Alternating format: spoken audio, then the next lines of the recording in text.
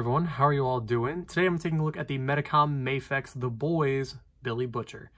And I'm so fucking excited about this figure. I was so excited for these figures to come out, and then when they started to come out, I was like, all right, maybe I don't need them. You know, I was like, I got the NECA stuff. You know, maybe I'll just get that NECA Black Noir and then hope they make a Butcher and that they make everybody else and all that stuff. Because I could see NECA going deep with the line and giving us MM and Huey and stuff like that. I think they should. They need to get on the ball and start releasing them, you know, just let's go. Come on, NECA, you gotta hurry up, because these, this Homelander and this Butcher, oh man, I would absolutely pay for every single character from that series with how good these are and how awesome the characters are and how great the show is. Without further ado, let's get to what Butcher comes with.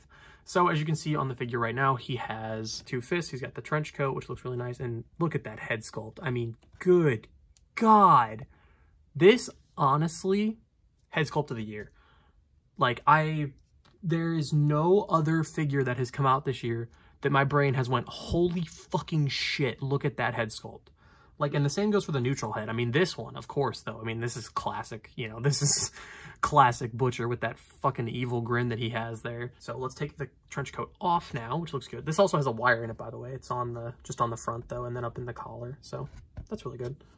But you got to take the hands off to get the jacket off. It also comes with a watch that I put that you can leave on the figure, but I would say take it off every time you want to put the trench coat on, because I think it preserves the sleeve of the trench coat and not having to try to slip on, and you don't want to like accidentally tear this watch. I doubt it'll happen, but you never know. Just, you know, you always want to be careful. Comes with a pair of relaxed hands, which look really nice.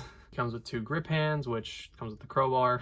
Well, the crowbars are actually removable. I just didn't feel like taking it out of the hand, to be honest with you. And then speaking of the grip hands, he also comes with the taser stick thing that they used. This is very nice. He has two gun holding hands, which one's a trigger finger, one is for holding the rest of the gun, which, speaking of the gun, he also comes with this absolute monster of a sniper rifle, which he used in season 2, I believe. Yeah, it has a nice kind of pinkish hue to the scope, which looks really cool. I like that. I just realized that it has that. And then he comes with a set of hands that has a square on it, and the reason that this square is on it, because it holds the fucking laser baby, which it just plugs into the back right there, and then you can hold it no problem, which this is, I cannot believe that they had him come with the freaking laser baby. I mean, that's just, God, that's insane.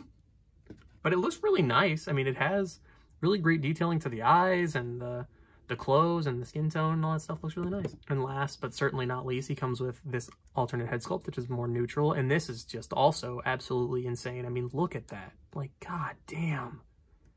Medicom, like, just a round of applause. These two head sculpts for Carl Urban and for Billy Butcher are fucking phenomenal. I mean, they're diabolical, you know? I mean, god. It's insane. Like, it's insane. And now taking a look at the detail on the figure, him without the trench coat, I actually really like how this looks. I think it looks good both with and without the trench coat.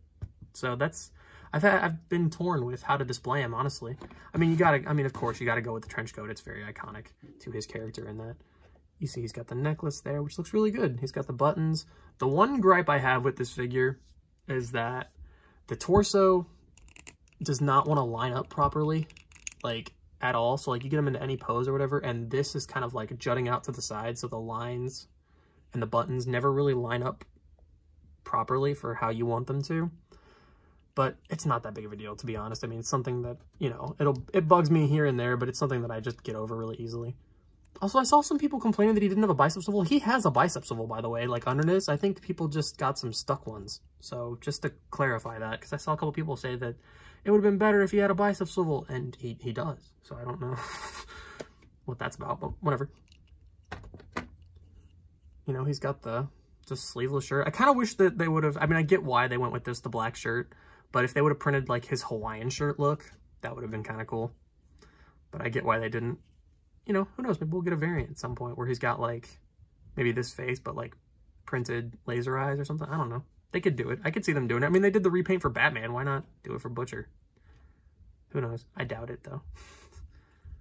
Got the black pants with the boots. This, I could see a lot of people using this for fodder purposes. Honestly, like, you could really take this lower half, make a Netflix Daredevil out of it. Although his articulation's a little limited in the legs, which is kind of a bummer. He has the same kind of like single joint thing going on that the Mafex Mando did for some reason. I don't know why. Which, I mean, it's not that big of a deal because it's Butcher. He's not super agile, but like, you know, you still want the option, you know? But speaking of the articulation, because there's really not that much detail going on, to be honest with you.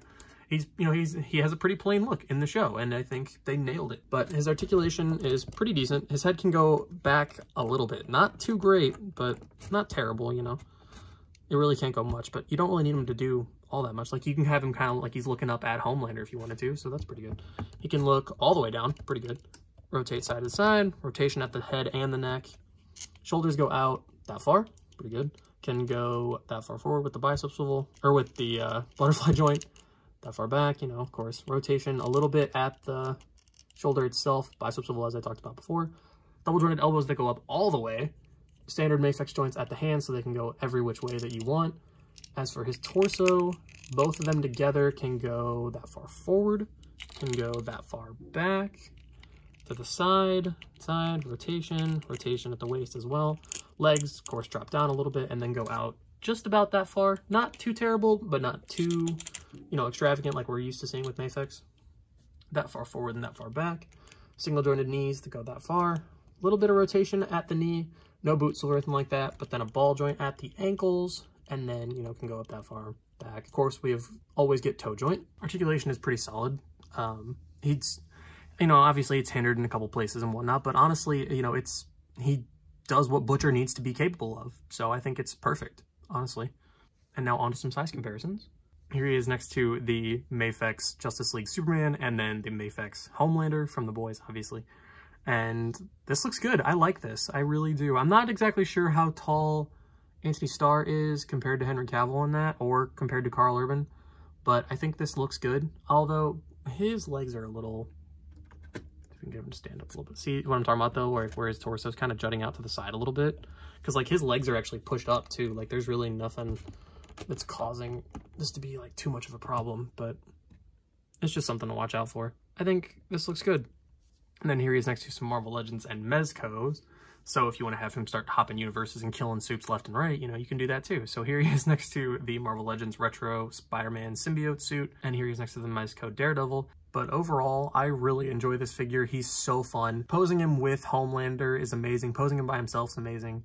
Just, the figure is amazing. Like, I cannot say enough kind things about this figure and the Homelander. I love them both to pieces. They're such great figures.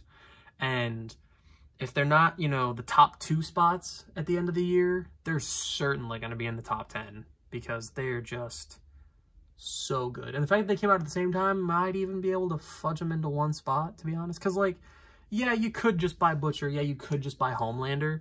But, like, you know, why would you do that? You got to buy them both, you know? Like, you can't. You can't just get one and not the other, you know? Like, there's no reason for that to be the case.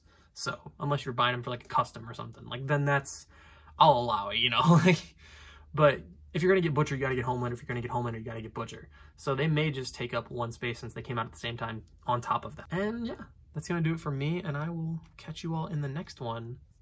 See ya.